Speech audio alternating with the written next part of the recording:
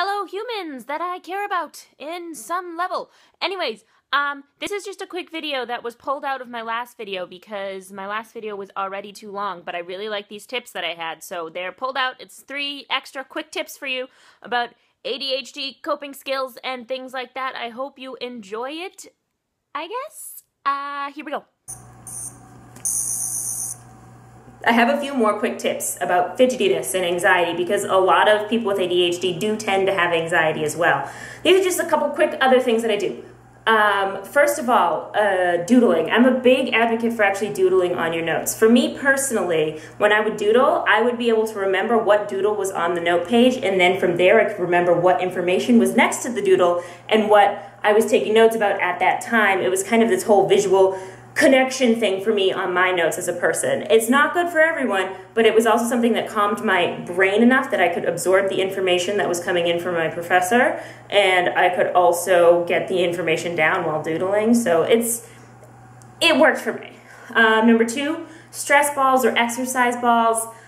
Younger students in classrooms where they don't have to move from classroom to classroom, having an exercise ball to sit on, getting your body to do something so that you can focus your mind is just so incredibly useful, especially for tiny bodies, because tiny bodies have so much energy even if they don't have ADHD. So putting them on a stress ball can make a huge difference. I've seen it happen.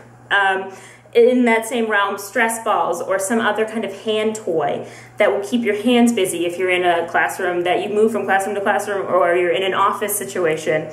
Actually, in an office situation, you may get away with this with the exercise ball. I had one in my office at one point. Anyways, stress balls and exercise balls, something to get your body moving while you're learning is going to make a huge difference because your body is busy and is less distracting to your brain. And one more.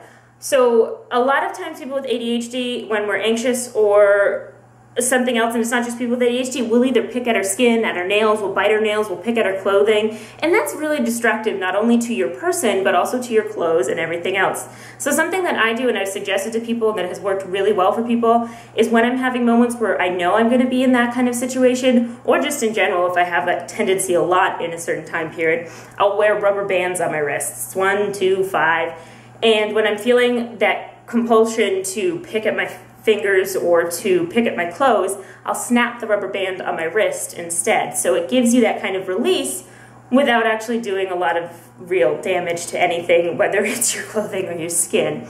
That's one of those things that, again, it's not for everyone, like none of my tips are, but I have found that works for a lot of different people, for a lot of different situations. It doesn't have to be when you're anxious, it can be when you need to focus or when you're tired.